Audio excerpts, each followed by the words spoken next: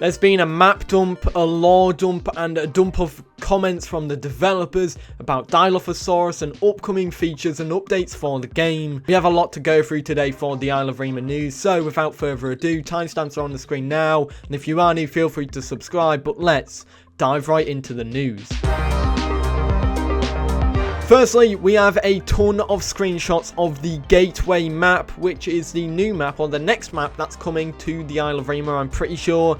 I don't know, so to say. I think it is. I hope it is, because it looks really cool. We've got 9 different screenshots here, lots of different screenshots, so let's just get right into it and show them off. Firstly, we have 3 screenshots of a beach. The first one showcases a rocky inlet, a small pool of water that will probably be salt water, so I do apologize to those people who like that beachy fresh water. You're not going to be getting it on this beach by the looks of it. However, this map is once again surrounded by a jungle biome, which seems to be the most popular biome in the game. Moving on from that, we have a second screenshot showcasing a similar theme of a rocky beach. In the distance, you can see another island as well, or perhaps this is from the same landmass. Maybe it's like a bay area, and that's just the other side of the bay.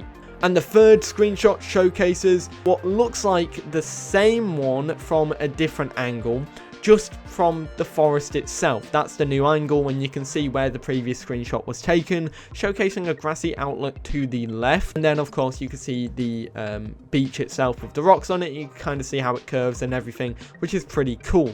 Anyways, we have some more screenshots to showcase. We've got 6 more, and these showcase a new biome as well. A rocky mountain biome, or a badlands kind of biome, so to say, with several large rocky outcrops with a vast amount of rocky walkways between the outcrops. There also seems to be a river running through this biome, which seems to be dammed off by a human-made dam as well, which is also pretty neat. I like the look of it. It's pretty cool. Another shot of this biome showcases the sheer scale of these rocks. This is basically a ground view of the previous screenshot, and it looks pretty cool. And let's move into the next screenshot as well. I believe is a front view of the river, or the river that we saw that was previously dammed off by the humans, showing it winding through the rocky caves between the rocky outlets, which seems that this biome is going to be very diverse, very dramatic. It's going to be full of caves, rivers carving through the caves, and so much more.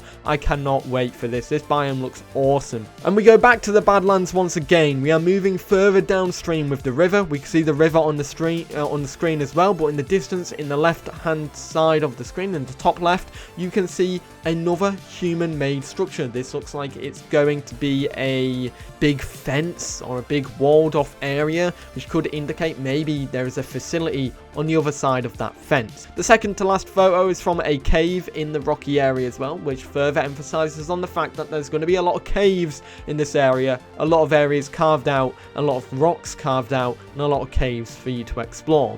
And we can actually see this once again in the final screenshot, which kind of shows the previous one from a different perspective. You can see where the river cave goes through, or the river cave starts, and you can see the cave where the first screenshot was taken, or the initial screenshot that we're just on was taken, surrounded by a large amount of rocky mountain. I love this biome. It looks pretty cool, and I cannot wait to see more from the Gateway map. What do you guys think about all of these new screenshots? Let me know in the comments down below. Oh boy, we have a lot of lore to talk about today, and it's been dropped by none other than Dondi. Yep, that's it. He showcased some new lore for the game, and well, this first one is something by the name of E291C, which is a document about something that was detained, possibly a prisoner. So let's go ahead and read it. Errant 291 was detained wandering near D section interior, approximately blank after shift on blank. 291 was found to possess no active biotrace, but stating their name to be blank and their designation to be blank. Their only personal items consisted of an employee badge and torn stationery. At no point did 291 display any outward hostility during detainment. Upon review, no checkpoint teams left post, nor was a previously unmapped access found. 3 sweep teams were sent from Zeus entry through blank access. Only units blank and blank returned. Single object recovered from 291 was a torn piece of documentation, documented and archived below. Reference is 291C. When leaving GUTS access to blank, 291 suffered fatal cardiac arrest. Blank marked redundant. Hardpoint re-established as of blank. And obviously we move on from there because we get to see the document that E291C had on him. And the document that E291C had on him was basically something about a radio system in the game, which each location is a different radio entry that goes to the specific Olympus Central Control area. However, this went a bit further. It outlined some key instructions which talked about no activity outside of something, which is blank, after sunset, and not allowed to use the radios outside of certain areas. As well as a comment that says, do not permit them to enter. If they speak, do not reply. This goes on even further to say this. Report any blank heard from the jungle. You should not hear an echo. In case of any observed structural abnormalities in blank, shut down and vacate the immediate area. Notify Olympus Control immediately with code blank. Which I thought was interesting. This could tie in with cannibals or other stuff like that, or maybe the mutants or the island natives or other people who've kind of left. I wonder what happened to this 291 character. Did he die? Well, yes, he did, but what caused him to die and what caused him to be vacating his post? We'll have to wait and see, but this is an interesting story. What do you guys think? Let me know if there's any more comments or any more lore that I've missed out here. I'd love to know. And now we move into the dev comments because there's some good insights here which talk about the future of the game and Dilophosaurus mainly. So firstly, someone quoted the developers on saying Update 6 was coming out by the end of the year, and he asked if that is still a plan and if that's still going to happen and it's not being delayed.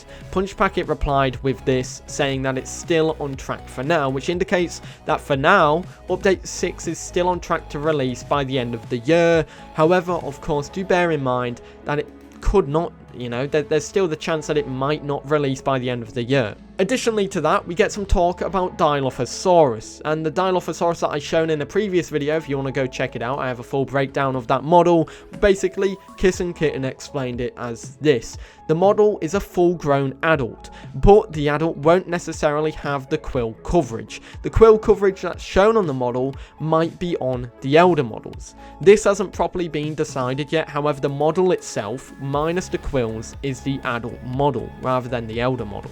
It also seems like, of course, the calls for Dilophosaurus are being reworked and adjusted for the new game. However, they're going to try and preserve, for the most part, the better calls, like the wallowing sounds, the iconic sounds that come with Dilophosaurus, so it looks like they might be staying. Finally, someone asked what dinosaurs are currently being animated for the game, and the reply was a hefty list of upcoming creatures and current playable creatures, with Troodon, Bapi, Gali, Cerato, Diablo, Dilo, Terra, Carno, and Omni. Omni being Omniraptor, essentially speaking, the current raptor in the game. The Utah Raptor will be name swapped to Omniraptor, and then we'll be getting a fluffy Utah Raptor model, which is pretty cool. Adding to this, however, Kissin added, obviously the priority leans on what's production relevant, but some research and development is done simultaneously, which is pretty cool. And that's everything that I have to share with you today. Some comments regarding Dilophosaurus, some comments regarding what dinosaurs are currently being worked on animation wise, and of course the fact